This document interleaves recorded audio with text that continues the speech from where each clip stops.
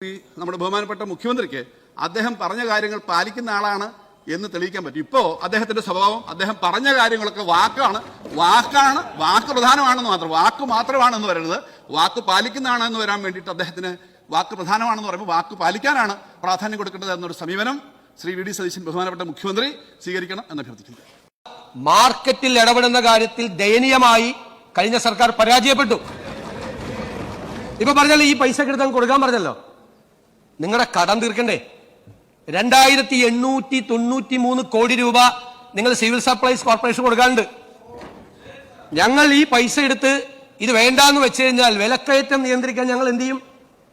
Civil supplies corporation ആണ് കേരളത്തിൽ വിലക്കയറ്റം നിയന്ത്രിക്കാൻ മാർക്കറ്റ് ഇന്റർവെൻഷൻ നടത്തേണ്ട ഏജൻസി. ആ മാർക്കറ്റ് ഇന്റർവെൻഷൻ നടത്തേണ്ട ഏജൻസിക്ക് 3000-ഓളം കോടി രൂപ കടമായി കൊടുക്കാനുള്ളത് ബാക്കി വെച്ചിട്ടാണ് പോയത്. ഇവിടുന്ന് കിട്ടുന്നത് 500 കോടി രൂപയാണ്. 500 കോടി രൂപയാണ്. അപ്പൊ ആ പൈസ എടുത്ത് കൊടുത്താൽ നിങ്ങൾ വരുത്തി വെച്ചിരിക്കുന്ന ഈ കട ആര് കൊടുക്കും?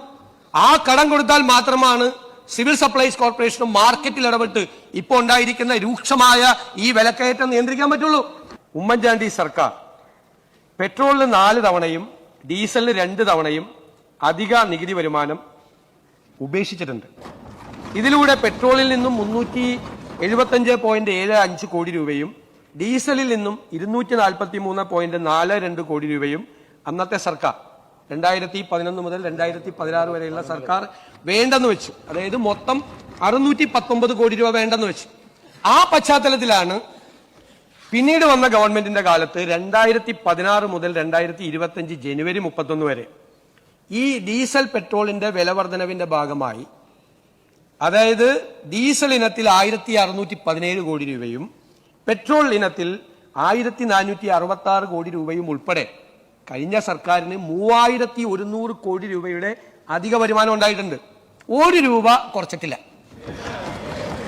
1 രൂപ കുറച്ചിട്ടില്ല. ഞാനിത് അധിക നികുതി വരുമാനം ഉണ്ടായപ്പോൾ അതിൽ നിന്നൊരു തുക, ഒരു പെർസെൻറ്റേജ്, എൻ്റെ ചെറിയൊരു പെർസെൻറ്റേജ് എടുത്തിട്ട് ടാക്സി ഡ്രൈവർമാരെയും അതുപോലെ ഓട്ടോറിക്ഷ ഡ്രൈവർമാരെ സഹായിക്കണം എന്ന് പറഞ്ഞു.